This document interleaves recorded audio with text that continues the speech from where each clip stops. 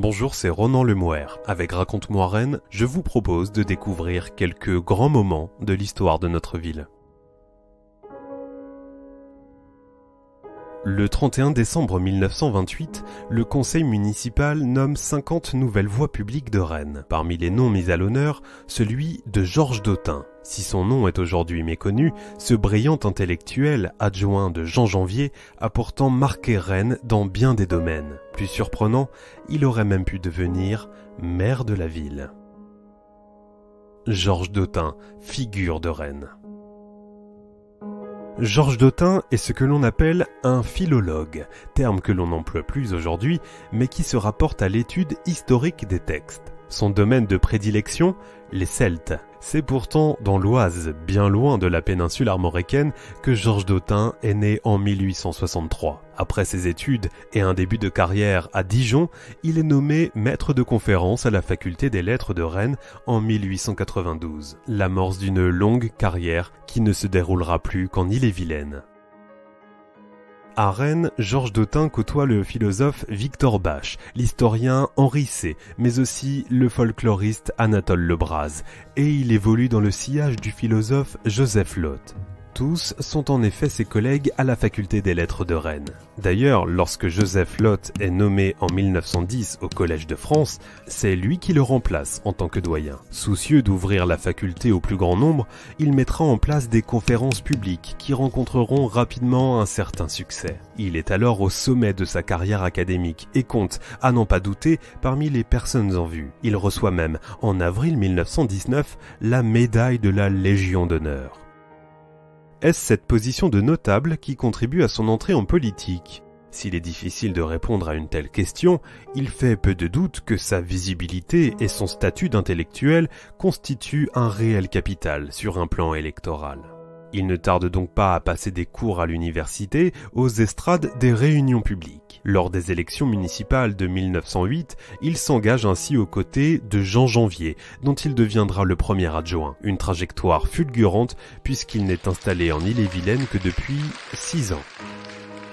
En tant qu'élu municipal, il œuvre principalement dans les domaines de l'éducation populaire et de l'action sociale. C'est lui qui met en œuvre la politique de Jean Janvier en faveur des crèches, des cantines scolaires, des garderies d'enfants ou encore des colonies de vacances. Il s'investit également dans la lutte contre la tuberculose, maladie qui trouve régulièrement sa source dans le mal-logement. Mais la grande œuvre municipale de Georges Dautin est un bureau de bienfaisance chargé d'aider les plus pauvres, accueillant les orphelins et les mères sans ressources, secourant les nourrissons ou les vieillards, prenant en charge les chômeurs, les réfugiés et les malades. De ses propres mots, il s'agit d'exercer la charité envers celles et ceux qui, courbés sous un vent de malheur, sont prêts à sombrer. Il peut s'agir d'aide pécuniaire ou en nature, pain, bouillon, vin, lait, confiture, vêtements et chaussures, literie et couverture, bois et charbon pour le chauffage, mais aussi de prêts de matériel. La seule condition apposée à l'accès au bureau de bienfaisance est de résider dans la commune. Réélu en 1912 aux côtés de Jean Janvier toujours, et devant composer avec un agenda particulièrement chargé, il sera relégué à sa demande au rang de conseiller municipal et laissera donc sa place d'adjoint. Mais son parcours politique ne s'arrête pas là. En 1925, il arrive même en tête des suffrages lors des élections municipales et refuse l'hôtel de ville. La faute encore à un agenda chargé ? Toujours est-il qu'il préfère céder la place de maire à son ami Karl Baon, qui devient le premier maire socialiste de Rennes.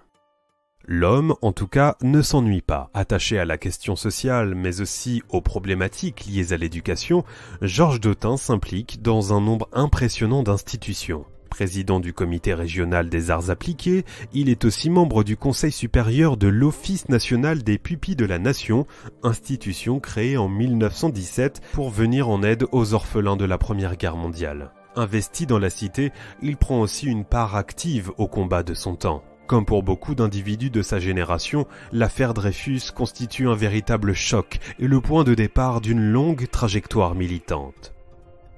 C'est ainsi qu'on le retrouve aux côtés de Victor Bache et d'Henri C. dès 1898 lors de nombreuses conférences données à la Bourse du Travail de Rennes.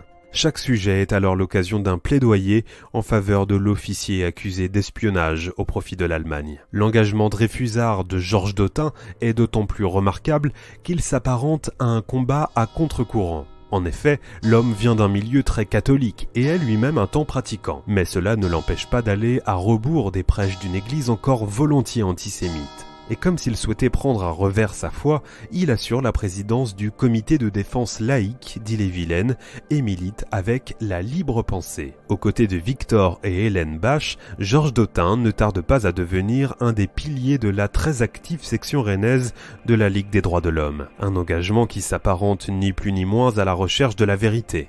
En d'autres termes, d'opposer à l'obscurantisme et aux superstitions la raison et la science. Pour cela, l'instruction est essentielle, et là est le point de départ de l'investissement de Georges Dautin dans toute une série d'œuvres d'éducation populaire, bien avant même qu'il devienne l'adjoint au maire de Jean Janvier.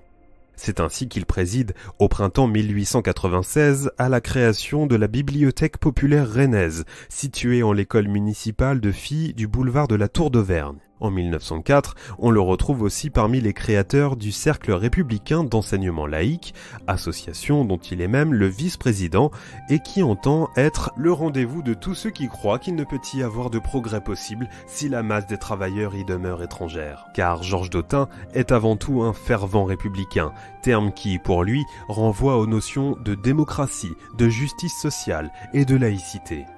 Ajoutons par ailleurs que cet investissement dans la vie de la cité n'est pas nécessairement solitaire. À bien des reprises, Georges Dautin bénéficie du soutien actif de sa femme, Marie. Installée d'abord rue de Bel-Air, actuelle rue Sergent Guillard, puis au 39 boulevard Sévigné, le couple n'hésite pas à recevoir à domicile, transformant ainsi la demeure familiale en haut lieu de la vie intellectuelle et progressiste rennaise.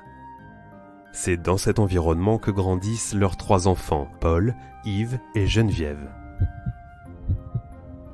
Georges Dautin décède le 11 janvier 1928 à la clinique Saint-Vincent, alors qu'il n'est même pas âgé de 65 ans. Rapportant l'information, l'Ouest Éclair indique que la nouvelle de cette mort s'est rapidement répandue en ville, et particulièrement dans les milieux universitaires, où sa vive intelligence, sa vaste culture, ses travaux remarquables lui avaient acquis une très grande considération.